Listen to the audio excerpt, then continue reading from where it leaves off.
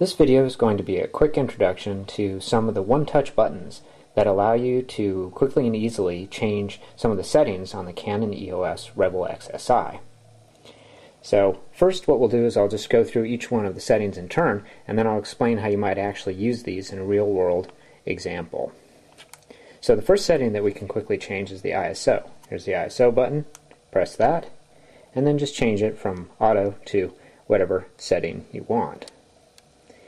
Next up is metering, and we can change that from an evaluative metering, just checking out the whole entire scene, down to spot metering, which is very specific. We can change the autofocus from one shot for static subjects to AI servo for subjects that are moving around. We can change picture styles, which are essentially how the XSi captures color, for portraits, landscapes, and a variety of other different subjects. Can change the drive mode from single shooting to continuous, or also a remote timer or timer mode if you want to be in the photograph as well. Last but not least, white balance, where you can change the way that the camera captures color depending upon the type of available lighting. So in this case, this would be the setting for fluorescent light. So how much you actually change all these settings in an actual real-world photography situation?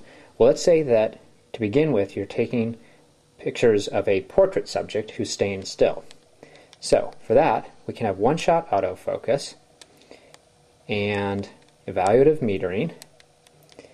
We can have a single-shot drive mode, that's fine. And now we'll set the picture style to portrait.